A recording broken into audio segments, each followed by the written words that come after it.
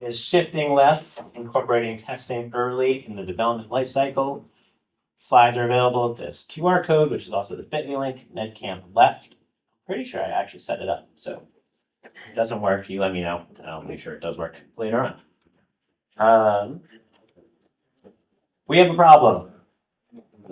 How many people have ever heard that when working on the web, or a version of that, such as there's a problem with website, or we missed something, the stakeholder is not happy, or how did this get released? Have you ever heard that before? Yeah, lots of head nods. Who's responsible for this is the worst. Get blamed. Get blamed, yeah, that's what you can do. Problems happen on the web. It's part of the work we do when we're building Drupal sites or whatnot. But when you're hearing this a lot, it makes your development process feel like this, right?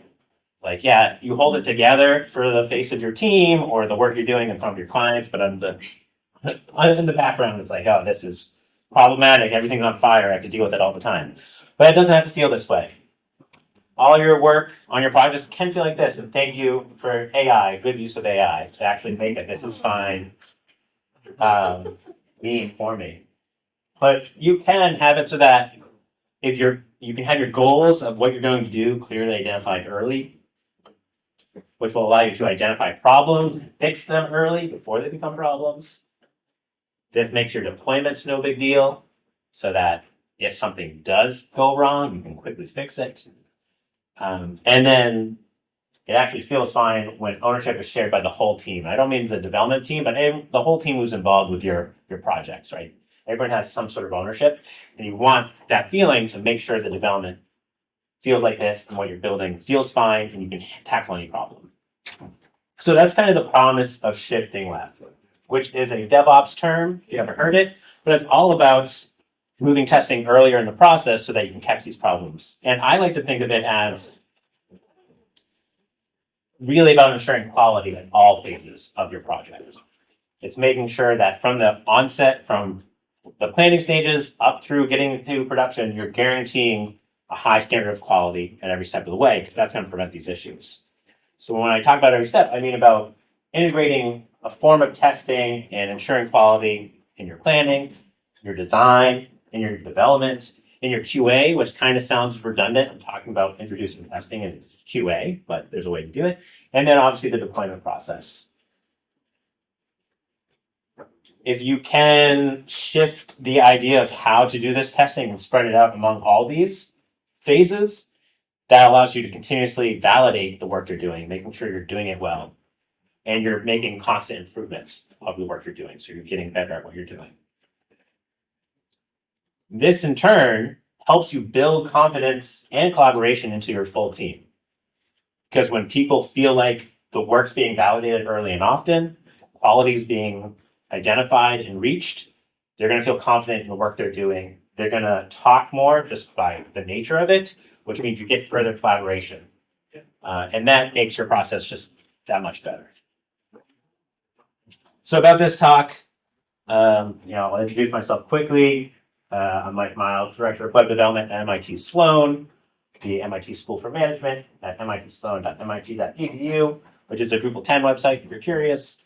I've been working with Drupal since 2009 in many different roles, so I've worked with lots of different teams. If you want to know more about me that you don't know already, mike-miles.com is where you can go.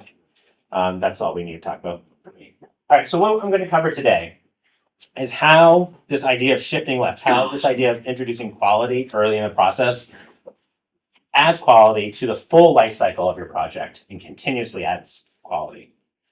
And I'm going to do this talking about a number of phases. I'm going to talk about detailed planning, collaborative design, structuring your development process, guaranteeing the success of your deployments, and distributing your QA across all of them instead of just having like a bottleneck.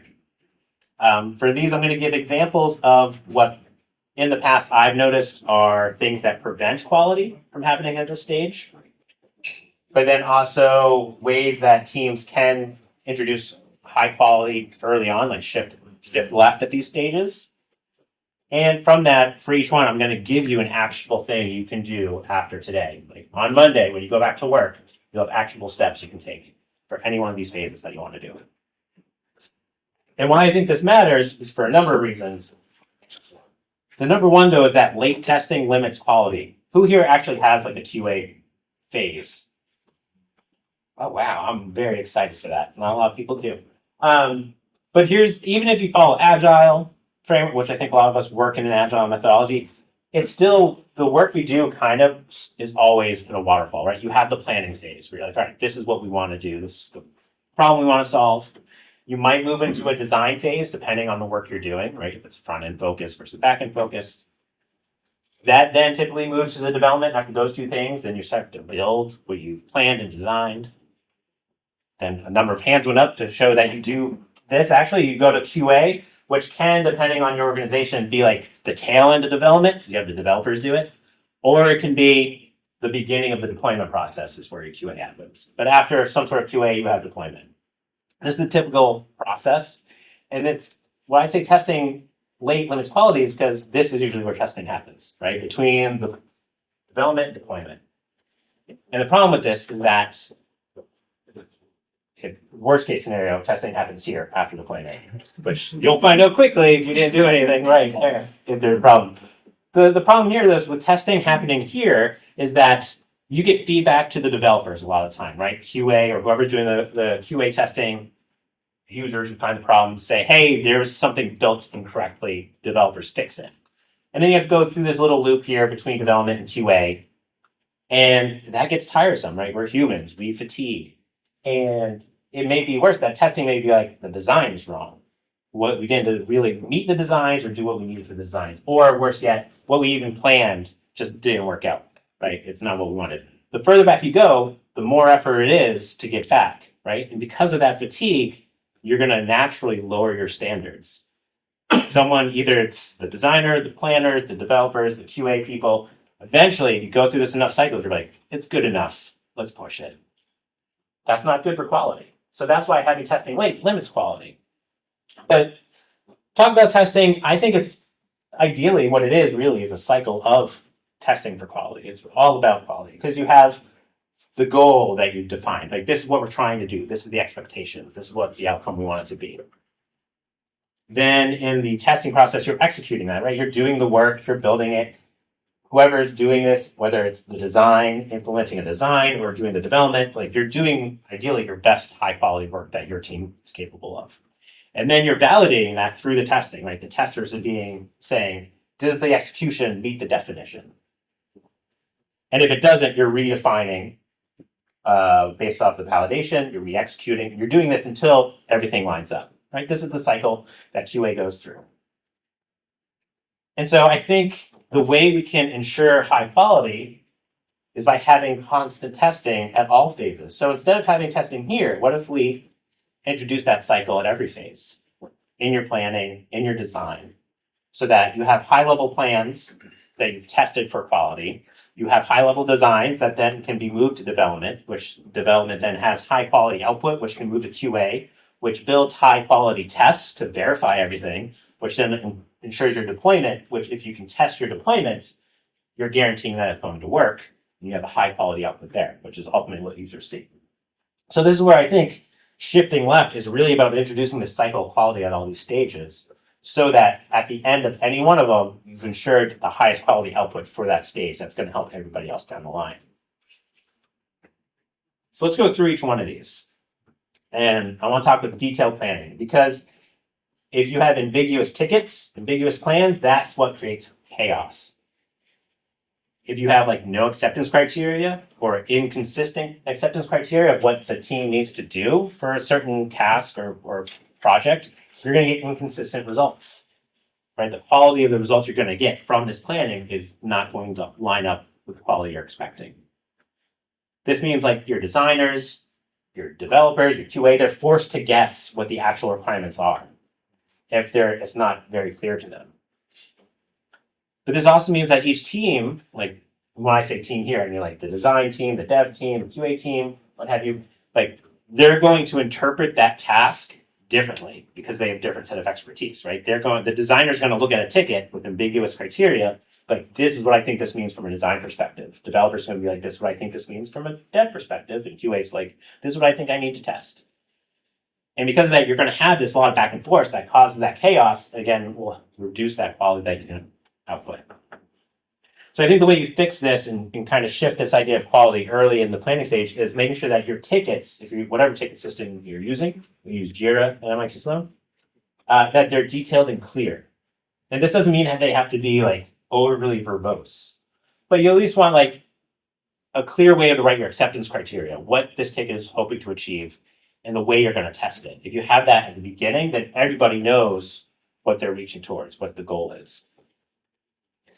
Having the opportunity for the full team to review tickets so that they can ask any questions that are needed helps alleviate those inconsistencies, those ambiguities, so that if the whole team's doing it together, the designers can ask a question about the implementation and developers can then ask a question based off that, and everyone can line up and figure out how they're going to approach this ticket and how this team's going to approach that ticket. So this resolves a lot of the ambiguities and issues you may run into before the work begins, right? This is before any design happens, any development happens. You can talk through potential issues, edge cases, and identify them there and resolve the problems there before you spend all this time doing the work to then have QA be like, this actually wasn't right. So quality tickets are understandable. And that's how you, in my opinion, implement this sort of quality cycle with planning. You define to introduce this quality for your tickets, you want to define like what are the required details you need for all tickets. As a team, discuss it. Like what's the structure we need for our tickets? What are the questions we need to answer every time we have a ticket? Execute that by creating detailed test-ready tickets. Have them identify what information is needed and where and how you're going to output that. And you're making sure that those tickets follow that definition. And then you validate it by getting full team buy-in for any piece of work you're going to do. And obviously, depending on the nature of your work, if it's a really design-focused ticket or front-end focused ticket, back-end focused ticket, you can kind of piece this out. You don't need like everybody in the room every time. But getting understanding for that ticket, what the full team it needs to buy in and gain understanding to make the ticket work. Make sure the ticket is of high quality and delivers value. So what you can do Monday is utilize ticket templates. Whatever system you use for your ticketing, come up with a template that works for your team. Right? This reduces the burden of ticket creation because if you're faced with an empty screen, a big WYSIWYG area to put in the details, again, humans are lazy. So we're going to be lazy with the details we put in there. Also because we have an unconscious bias, or I don't know if it's unconscious bias, but what's the word I want? I forget what it is. But like you know what you mean when you write something, and you expect everyone to understand what you mean, and they may not. So having a ticket template breaks up the details you have to provide into digestible pieces where you know you're providing all the details. So you might want clearly defined sections for your ticket goal and acceptance criteria, however you want to write that.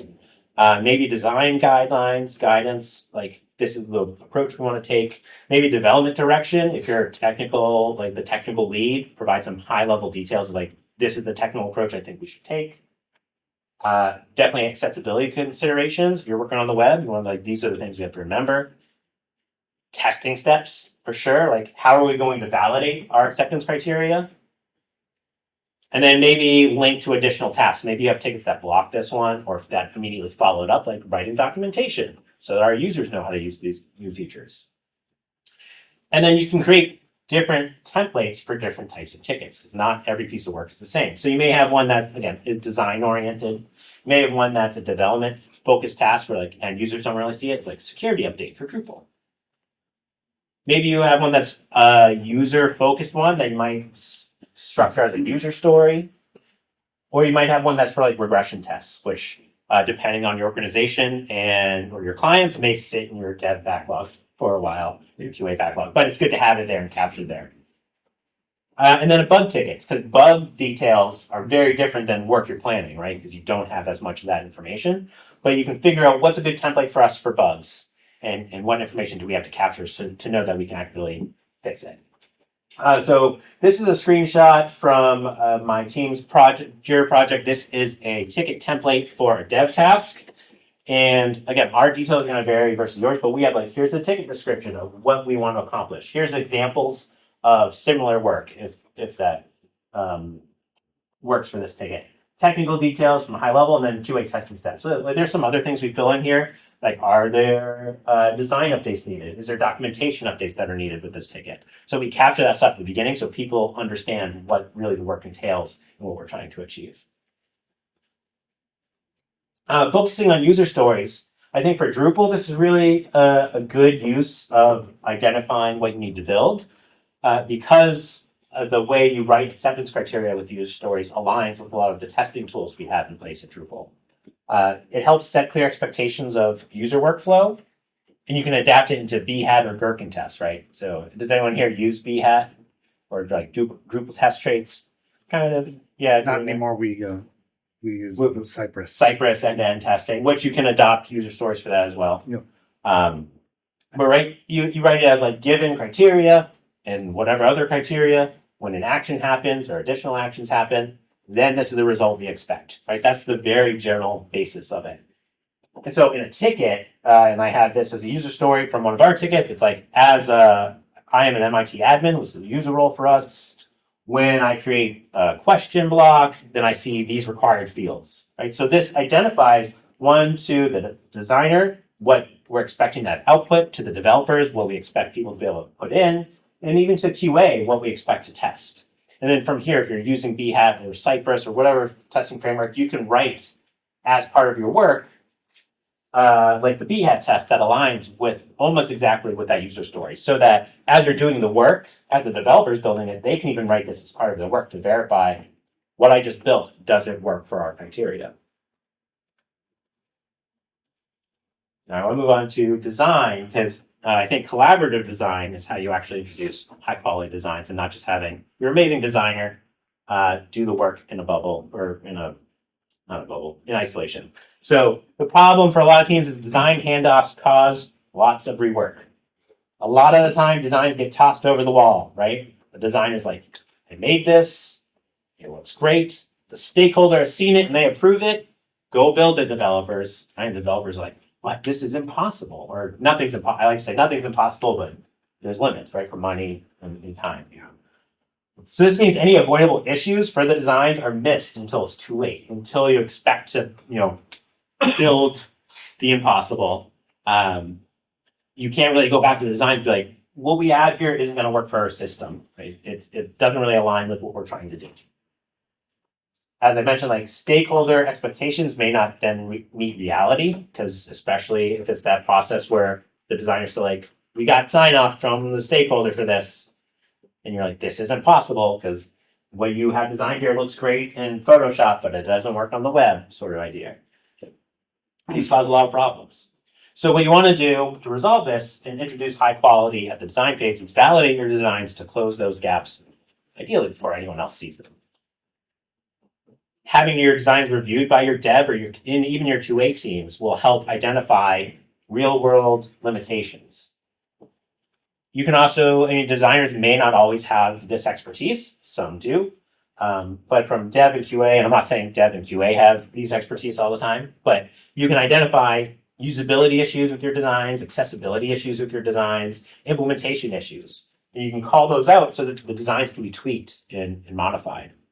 This even give your designers the opportunity to deliver realistic options to your stakeholders. Because you can say, this design is great. If we move this, over here, it'll be 10 times easier to build. And the designer can make those changes and review those options with stakeholders and with the team. So high quality designs are reviewed. I think that's how you introduce quality at the design phase, is that in your definition of how to produce high quality designs, you're defining the design goals you have, what patterns they should follow, what rules or use cases are relevant to your designs. To execute it, I think building prototypes that can be tested is more helpful than building like static designs in, say, Photoshop. I'll talk a little bit more about that in a moment. And then reviewing designs with the team to ensure they meet all expectations. They meet accessibility expectations, they meet usability expectations, they meet stakeholder expectations. talking as a team through that from those different experiences and expertise will help ensure those designs are of high quality and can be implemented. So I think the way to do this today is to build interactive component prototypes. And there's two sides to this. One is for designers, and developers can do this too, is using tools like Figma for component design. Does anybody here use something like Figma and build components? A number of hands, it's great. Gone are the days where we have to build those static designs or have designers build things in like Photoshop and Illustrator. People still do it.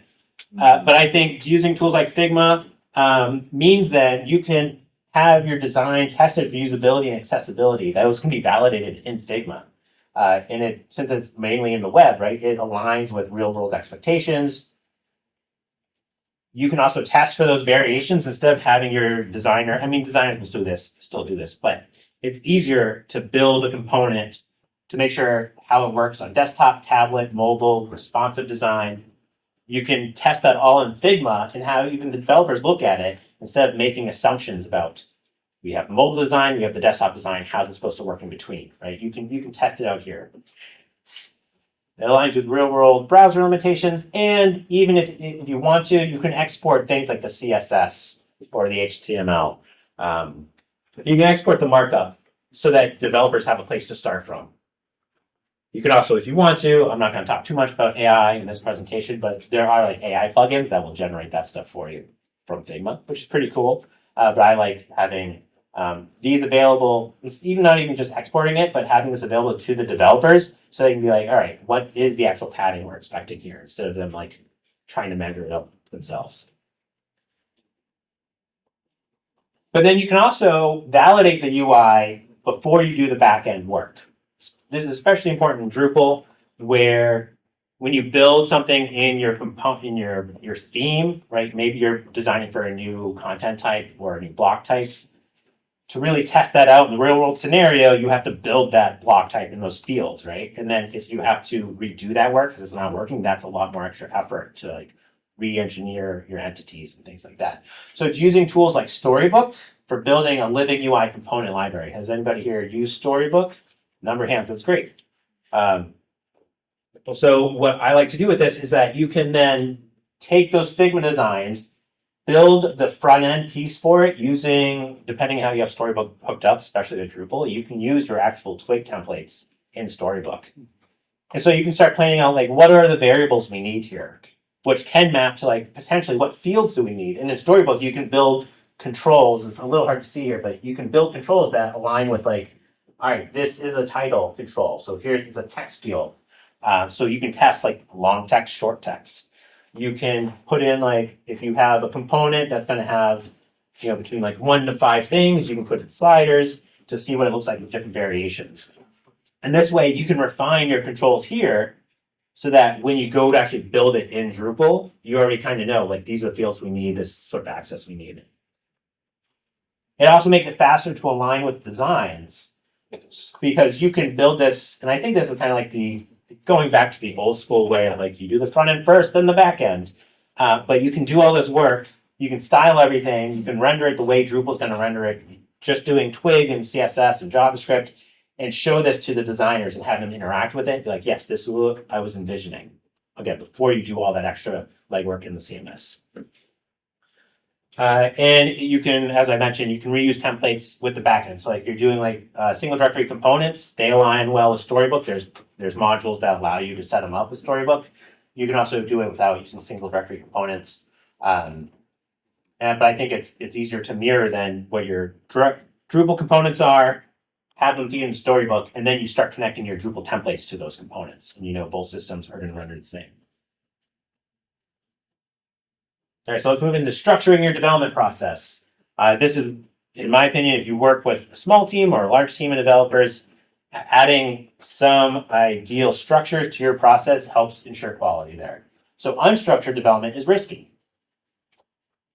You may have inconsistent coding styles that create chaos, and that may not affect the end result, but it affects like fixing things later on. Like if I write it based on my coding style and preference, and then you have to fix it, it's going to take you longer to understand what I did. Right? And that's going to slow down the process.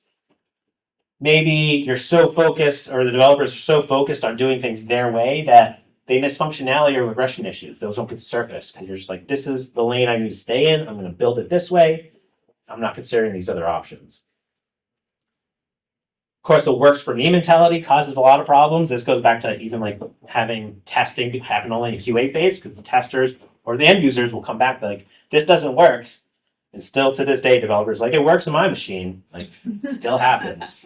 And that's that, that's sort of, again, that curse of knowledge where it's like, I understand how to use this.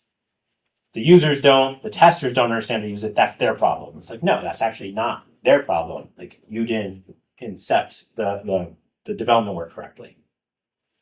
So to introduce quality here, you need to validate your development success. You want to make sure there's ways you can confirm what I'm building works. What I'm building meets our requirements before you have testers validate that for you. And this is kind of like, and developers are known, you can't have a developer be their own tester, but as a developer, you want to test your output before you give it to somebody else, right? You want to at least have some understanding that I think I did this correctly. So there's some simple things I'm sure everyone in this room is already doing, like local linting and static analysis. That's helps maintain that code quality, so you're following the coding standards.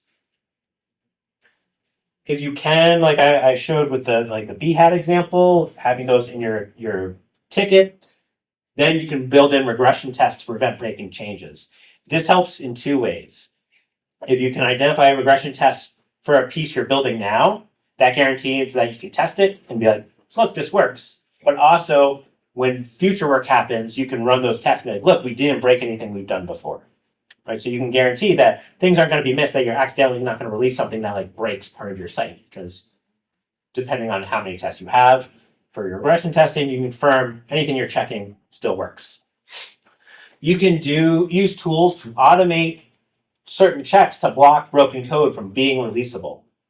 Again, because people are lazy, you can have a full regression suite and tell your developers like, make sure you run the regression tests before you open a pull request. And it's like trust but verify. You can have automated checks that will do that for you so that even if the developer says, I did this, the system will run those checks anyways and be like, yes, the developer did do this. So quality code is checked, whether that's by a human or machine. So I think to introduce high quality code, you want to define coding standards, testing expectations of the team. Like, this is how we expect all our development work to be tested. Make sure everybody understands that before they do their work. To execute it, build in development validation checks. This could be a checklist of things you want the developers to make sure they do. This could be automated scripts, right? Or just like scripts in general or other checks, which I'll talk about in a moment, just to validate, yes, the work will meet our expectations. This is how we're going to verify that. And then you validate the work by implementing those automated checks to verify the quality of development, right? So this is all about setting up things to check the quality of the code. This is not necessarily for every piece of development you're doing that you do these things, but you set these things up so when the development happens, these structures are in place. So something you can do today is add, I'm going to call test gates to your pull requests, merge requests.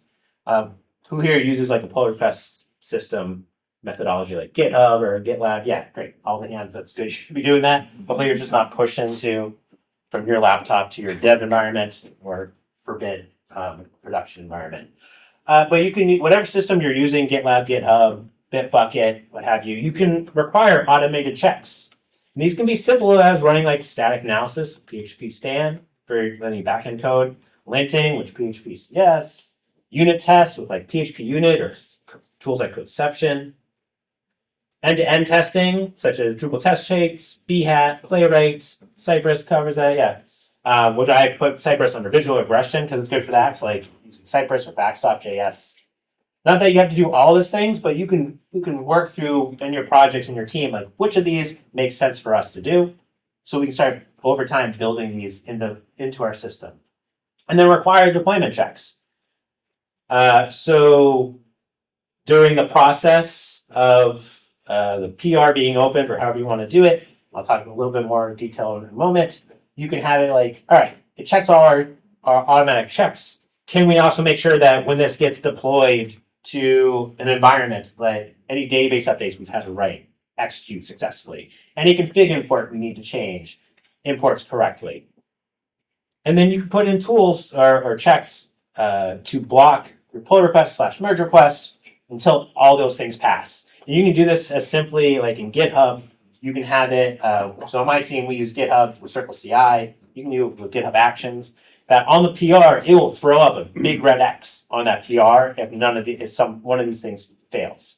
And if they all pass, we'll put a green check mark. I still recommend having like another developer look over the code, even if that developer is an AI developer. But have somebody else look over the code to like contextually make sure it makes sense. But you at least know you can validate automatically that from a technical perspective, it's going to work. So some of these things I have asterisks like end-to-end testing, visual regression testing, database updates, big imports. You can do that by like executing a virtual DDEV environment. That's what we do in our Circle CI builds, which is actually you can see in the screenshot, we have VHAT tests, success, and Cypress tests. So what those tests happen is we actually in Circle CI build a version of our website in DDEV in Circle CI, and it runs those. So it's a copy of our production site. And then, or you can test like deploying it to a dev environment and running the checks there. So we also do that with ours. We are in Pantheon, so we use multi-dev. So when someone opens a PR, after it gets through all this other testing, because we go from the easiest things to fail to the hardest things to fail, it tries to deploy it to Pantheon, like it might do a production deployment. And if the environment doesn't build successfully, we get that message back and know we broke something. So we can fix it before anyone else sees it. All right, guaranteed deployments, right? So it's all well and good that you can confirm your development works, but then once you put multiple pieces of development work together, you're actually like, we're going to send this live. One of the most problematic things that happen is that you go to do your deployment and your deployment fails. Because best case scenario, like the changes don't get out there. Worst case scenario, you break your site because it failed in the middle, right? And that's back on it. This is fine. Everything's on fire. So I say manual deployments are risky. How many people here you do manual deployments? You actually raise your hand. You don't have to tell the class. I think if you have inconsistent the deployment steps, that causes downtime. If you have like the one person, they're the deployment person, and they're on vacation, and you need to get something out there, and you're not exactly sure the order of the steps, you're gonna have a bad time. You're gonna cause problems. This also means that human error breaks production. So if you have a really complex deployment process and it's mainly manual and you're the person who has to do it, then you're going to be very careful with how you do it, but you're still going to make mistakes. But that means your deployment's going to take a long time because you're going to be stressed doing it. And if you make that one mistake, it's going to be harder to roll it back. So this means manual deployments are slow and stressful. When I first joined at MIT Sloan, our deployment process happened once every 3 weeks, had to be after hours because it took 4 hours to do. Yeah. That's because they didn't trust the process, so everything had to be, like the whole website had to be smoke tested, right? When I first came on, I'm like, this is not acceptable. Let's fix this. So I think successful deployments are repeatable. They're executable and they're easy to do. And this robot is not an AI robot. This is like a legit script robot. So I think you can use scripts or pipelines, actions to ensure repeatability. I would say like 95% of your deployment steps are the same regardless of what you're deploying, especially in Drupal. And so if you can analyze what are the steps we actually follow every time, most of those, like whether they're address commands or if you're on Pantheon, like terminus commands or what's Acquia's one? ECLI. Yeah. But like those are commands that you can script out to be executed in the right order. Or you can just use hooks. Or you can use hooks or whatnot, right? There's a number of tools you can use that are like in code to do these things for you. You don't need a human pushing the buttons. Mm-hmm. You can also introduce deployment validations to catch issues before production. What in your deployment process can you verify on the lower level environment needs to happen and that it's going to work before you actually execute that on production? I'll talk a little bit more about that in a moment. But if you can script as much as possible, if you can add all those repeatable steps into an automated process, that makes them faster and more predictable. The machine's not going to do the steps out of order. It's going to do faster than you can because it's not going to go get a cup of coffee while the database updates are happening. So it will happen faster, which means you can do them more often. Which means if it does fail, you can more quickly fix it and redo the deployment. So I think quality deployments are verifiable though. That's how you introduce high quality to your deployment process. How can you verify that it's going to work before you actually do the deployment?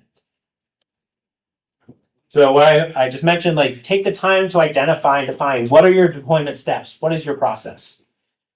For each one of those steps, how could I validate this step before executing it? How can I validate that it will be successful? Build automation scripts. Again, this could be a bash script. This could be a GitHub action. This could be a pipeline, what have you. There's a number of ways to execute these to automate those build steps and those validation checks. And then to validate it. The validation of how high quality your deployments are is how easy is it to perform your deployments. Like that's the validation check for you. Can we deploy faster? And is it easier? Is it less stressful for the team to do that?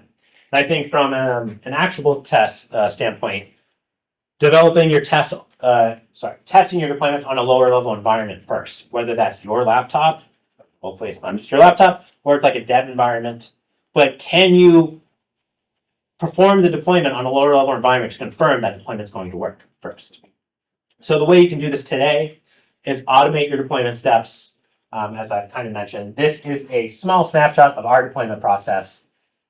So, right, you want to script out those needed deployment steps in the order they need to happen. So for Drupal, that's like, what's some free-to-play prep? What do we need to prep for this? Maybe we back up the production database before we start our deployment. We put it into the site into maintenance mode. How many people here actually put their website into maintenance mode? Well, Acme does it by default. Acme does it by default. Oh, that's great. Because I know if you manually do it, you don't do it, right? No. You're just like, no, I don't got to put it in maintenance mode. It's no big deal. Maybe if you're doing like SaaS compiling, you handle that, make sure that works before you actually start the deployment process. Script the proper task order. And I believe I have this order correctly. Again, I have a script that does this, so I look back through. But when you go to do your deployments, so you do your database updates, then your config imports, then you run cron, nuclear cache. Obviously, in the database updates and config import, there's like Drush deploy. Drush deploy. That does all. No, Drush deploy. We'll do those things in the proper order. Yeah. That's easier than memorizing it. Right. So I don't have to memorize it because I've written the steps, and the machine does it in the right order every time. That's good. But then test deployment success. Can you run your deployment on a lower level environment first to confirm we pushed it to the dev environment, it works, all these steps happen successfully. And ideally, you reduce the number of manual steps to a very minimum. On our team, to execute a deployment, we rotate through the members of the team every week who does it. We have to run one step manually, and that's tagging our Git branch with a tag. We push that up to GitHub, and our deployment process handles it from there. It looks to see like, oh, there's a tag on this branch, on this certain branch. I'm going to kick off the deployment process. Now, our deployment process takes 45 minutes, a lot better than 4 hours every 3 weeks. We do it almost daily. Less than 5 minutes of that is actually pushing things to production and running these steps on production. Everything before it, we're backing up the database. We are rebuilding our dev environment in Pantheon to be a copy of the live site. We're testing we're doing all these deployment steps on that dev environment first. The script does that there. And if it fails there, right, because it's a copy of the live site, it's going to stop. And then we know, like, we'll get a Slack message from our deployment process, like, hey, deployment failed here. We can check it out. And then we duplicate that and we do it again just for fun on the test environment. Like, yeah, all right, it worked on dev. Dev has some other, like, caching is not as, robust on dev. Can it happen on test? And then the machine runs the steps on the test environment. It's like, yep, this worked. And only then we'll actually do the production deployment. And then after that, it does some cleanup tasks, like sends us a Slack message. But our deployments almost never fail. I mean, they fail, but they never fail to production, right? Because it gets stopped for him. There's like, in the last 5 years, I can think of like 3 times we pushed something that actually like broke part of the life cycle because it gets caught early. So you want to do that yourself so that you can sit back and relax. Be like, kicking off the deployment, I'm going to go have a coffee. It's going to let me know when it failed. And it's going to fail before it actually gets to production. All right, so let's talk about distributing QA, because I kind of left QA out of this process, right? It was a single step before. I think high quality QA is not just testing the things after they've been built, but it's making sure that you're thinking through it the whole time. Because the problem is QA most of the time is only a bottleneck, right? It's that piece before deployment when all that work has been done. This means it gets the code or the feature, QA gets that only after dev has been done with it. This is sort of the problem when developers then get the designs that have been done and shown, right? They had no input, which can affect the work. So QA gets no input after developers build something, be like, this wasn't how I would go about it. Like, how did you test this? I don't understand what you were building here. But this also means a lot of the time, if you have a dedicated QA person, defects can pile up and the feedback loop gets slow because if all the developers are like, here's my work, it's done, test it for me, eventually there's only so much a QA person can handle at one time. And so it's either going to pile up or the feedback to go back and forth, be like, this was wrong, I'm sorry, this broke. I tried to test and I couldn't get to work, right? You have that feedback loop and that can cause some tension between teammates.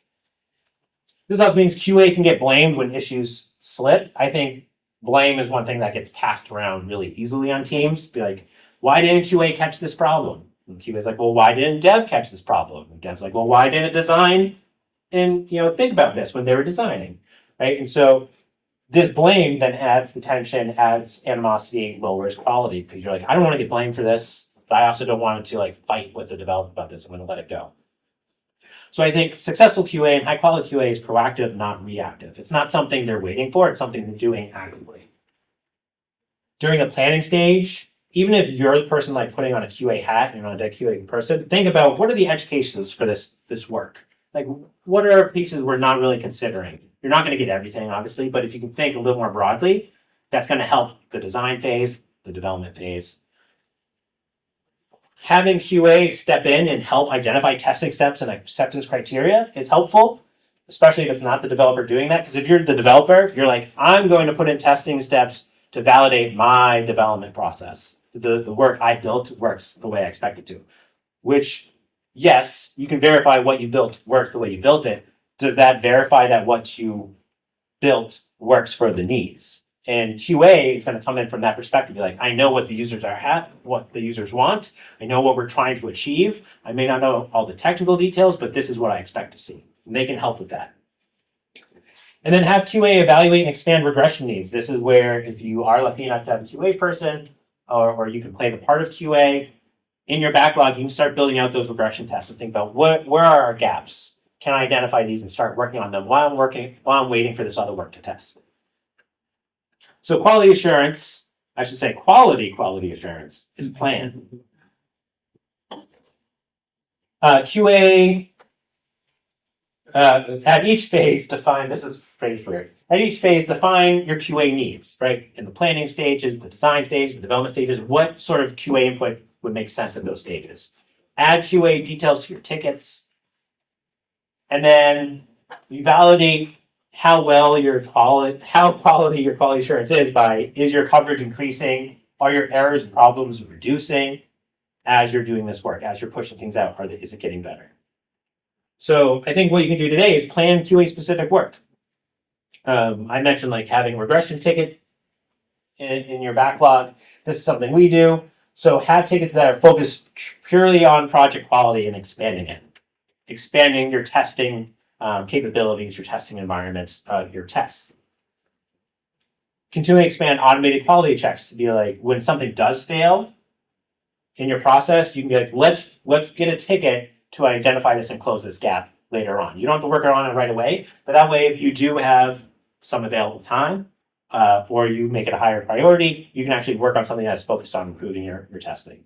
So this could be like writing unit tests, writing behavior tests, end-to-end testing, stuff like that.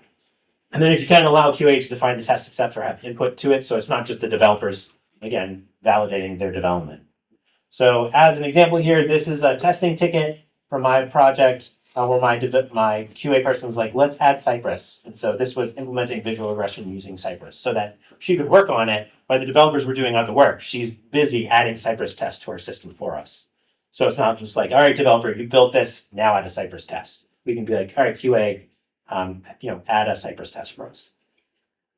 All right, so in closing, I think shifting left, really, it's about ensuring quality.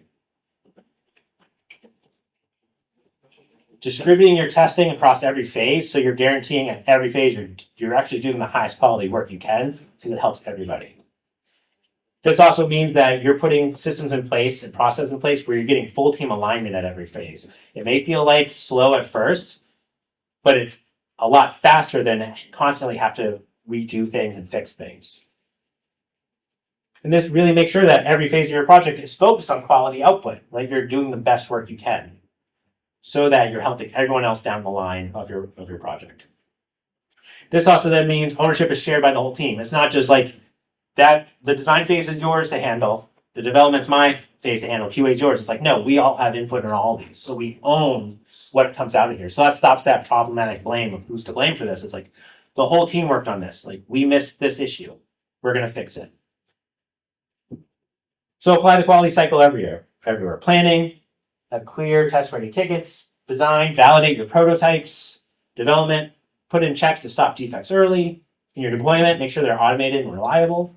And then have QA engaged across the whole project. This is how you introduce quality at every phase. And you can do this quality cycle.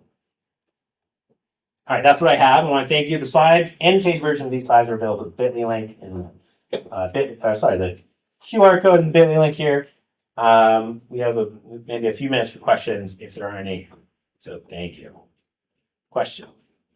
How late is too late to add Cypress BHAT regression tests? Would you prefer earlier, or can we come in at the very end and still add them without going crazy? Yeah. So the question was, how late is too late to introduce regression tests, Cypress tests? It's never too late to do it. Like wherever it makes sense for your team to do it, do it. If you can make it part of, I think for regression tests especially, if you can make that part of your development process to add that in, that's easier because then you can help validate that the work you just did will work for your end case. But if it happens afterwards, like sometimes that happens to us as well, like we're going to add this to our Cypress test backlog and eventually build it. If it becomes problematic, like you're seeing issues continually pop up, that raises the stakes, like let's put this in place now, prevent it. So never too late. The earlier, better. Yeah. Yeah, test coverage is a journey. Yeah, having 100% test coverage doesn't mean you're successful. No, Right? It's you keep adding it a little Yeah. bit at a time. That's right. So when a ER is created, preview environment, it goes up, and now a coder or a developer can do code review, someone in UAT can do UAT on a Yep. preview environment. What's that look like in Jira for your status map? Does the ticket go to code review, then UAT? Yeah. How do you communicate that both of those people can now own those individual things at the same time? That's a great question. The question was, when you have your PR create like a multi-dev environment on Pantheon, how in your ticketing process do you validate that or move that to the right person? So what we do on our project is we have a number of swim lanes. So we have I'll just simplify in development, ready for QA, in QA, ready for UAT, and then in UAT, and then ready for production. So this is a rule on our team. You cannot move a ticket from in development to ready for QA until the multi-dev exists, and you can put that in a comment on the ticket to be like, hey, QA, here's the multi-dev for this ticket. And then it can't move to UAT. We don't have to UAT every ticket, but we identify during planning, does this need UAT? And we assign someone to it. So QA knows when they're looking at that ticket, they verified it on multi-dev, they already know this needs UAT because someone's assigned to it. It moves to ready for UAT. And then after that, it can't move into ready for a release until, depending on the ticket, only QA or UAT is allowed to move it to those swim lanes. So we identified those rules as a team. It's not code enforced. I mean, it is actually, we put in Jira an automation. If there's a person assigned for a ticket UAT and it moves to ready for UAT, Slack sends them a message like, this ticket's ready for you to review. And so we put those systems in place just to help communicate it. And that's why everybody understands and they can see on the Jira board what's their responsibility. Good question. I guess my question is how much stuff do you have refined at any given moment? How much of a buffer do you have? How much stuff do we ever find every given moment, like a buffer of the work to do? Yeah. We maintain a good backlog. So we actually, in our Jira, we have a backlog that's ready for refinement. So tickets go through, they go into the backlog, they have some discussion, they get moved ready for refinement to have discussed. And they cannot from there, we talked about it as a team, and then it moves to we have an estimation backlog. So the ticket has to be talked about, and during refinement is when it can move to estimation. And then in estimation, we have automation in place that we do story pointing, which I can talk about points. They don't really matter, but it's good as a conversational tool. The ticket will move from automatically from estimation, ready for estimation, to ready for development when we assign points to it automatically. So that way we keep a good running backlog, and every week we're doing refinement, but it's, every 2 weeks we're doing estimation. So we kind of artificially build up our refinement backlog and our estimation backlog before moving things through. We combine refinement and estimation, really do it at the same time, because that way you don't have to remember when you're trying to assign points to something like what you were talking Yeah. about. Yeah, so I mean, a lot of teams do that way, and that works. What we do it is because we can do the refinement more frequently, and we don't have the whole team involved with refinement, because it's kind of like having representatives from the different areas ask those questions, and then during estimation, that's the bigger team involved to talk through it. So, but it's like tomato, right? It's the same thing. Anything else? Applause, maybe? Yeah.